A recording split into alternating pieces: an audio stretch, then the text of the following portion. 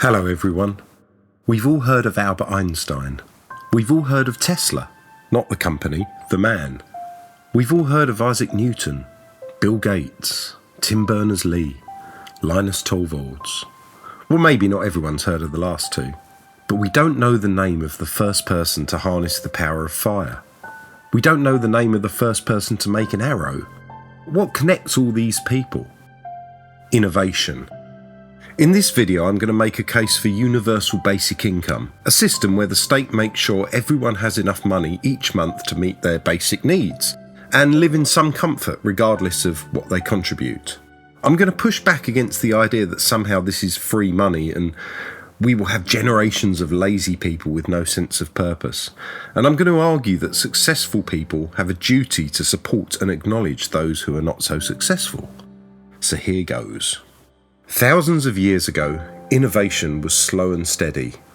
From today's perspective, things like harnessing fire, farming, building homes, forming communities, discovering the power of using numbers and logic, well, all of these things can be seen as low-hanging fruit. I mean, that's the power of hindsight.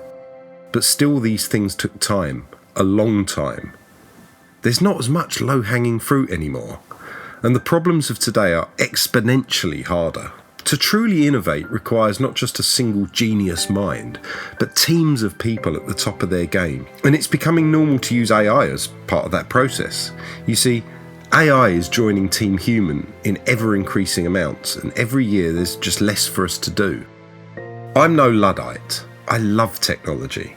And it's normal and right for technology to replace repetitive tasks. I mean, should we go back to not using the wheel because we're taking jobs away from professional carriers? Do we really think that typesetters who had to manually arrange letters in printing presses should still be practicing their trade, even though we have word processors and printers? Do we really think every news story should be printed and transported around to shops and homes in a complicated and time-consuming distribution chain where the same information can just be distributed on the web? Things move on. But as they move on, there's going to be less and less for us to do. AI is acting as legal counsel in a live case for the first time soon, or depending on when you watch this, it may already be the norm. You may have already been defended by ChatGPT's offspring. It's not just shop assistants and taxi drivers that need to worry, it's graphic designers, copywriters, proofreaders, legal secretaries, lawyers, many more professions than before need to be worried. ChatGPT is only just scratching the surface of what will be possible. And dall-e 2's image creation AI, well, that's already being upstaged by a video equivalent by Google. It won't be long before whole film scripts will be created on the fly to your personal taste, and then the video will be generated using AI actors with the likeness of your favourite stars. Families of dead celebrities will collect likeness royalties, and there'll be no new stars, well, very few. Regardless of how you feel about this or the accuracy of my exact predictions, we all have to admit that the general trend is in this direction, and it has been since the Industrial Revolution, and innovation is harder and harder to do. Let's say that only 1 in a million people are going to have the right conditions to come up with an innovation. The influences can be genetic, environmental, etc. I mean, the exact numbers and parameters don't matter. The principle will work here. If we want one innovation out of a generation, then statistically we need 1 million births. Back in the day, when there were only a few thousand humans, innovations were few and far between. But now with a population of billions of humans, we have many more innovations, and generally those who succeed get rewarded and praised. I see these people as lottery winners. They didn't choose to be born. They didn't choose their environmental conditions or their genetics. They're just the lucky 1 in a million, and one of that million was bound to do something great. I mean, that's just the stats. Yet there's little acknowledgement for the other 999,999 per million that didn't innovate, and they played their role.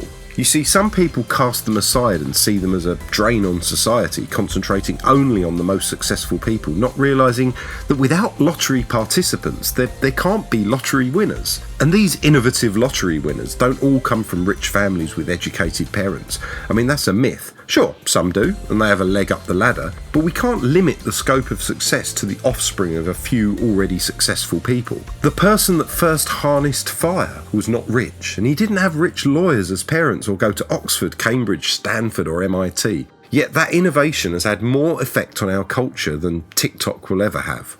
Every successful person has to understand the amount of luck that allowed them their success. And in my opinion, they've got a duty to look after those that weren't so successful, because it's the whole population that enabled them to achieve.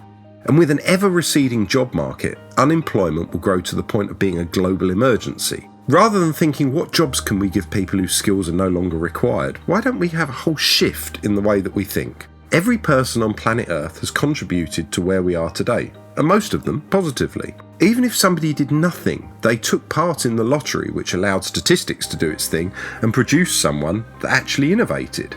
We don't have a formula for creating only innovative people, so our only option is to make billions of us and hope that some of us move us on to the next chapter of knowledge. And it's untenable to just cast aside those that didn't win this lottery to poverty, as they're essential to the process. Every successful person has a duty to look after those that have not been so successful, because their success is intrinsically linked to the existence of everyone. And then of course there's the argument that says if people were living in a more comfortable environment and the day-to-day anxieties of struggling to pay bills and going to a pointless job, well, maybe if they were gone, then there'd be more innovation than one person per million. Is it such a ridiculous notion that raising the standard of living and freeing up people's time from mundane stuff that technology can do will make a better society richer in innovation? I don't think that's ridiculous. And this is why we need a universal basic income, because we need every person, and every person matters. This is not to say those who work hard and innovate, or those that assist others in their innovations, shouldn't be rewarded handsomely, but we need a minimum standard of living. It's like every person is a shareholder in their community, and when their community does well, they get a dividend. It's not free money, it's profit from shares that they inherit by being born, through no choice of their own, into their community. If there's no standard of life and no hope, then people will start to think, well, why am I even bothering to bring children into such a difficult world full of suffering and poverty? But if our population recedes too much, then statistics will just do their thing, and there'll be less innovation, less art, less entertainment, less joy, less comfort, and less chance of survival.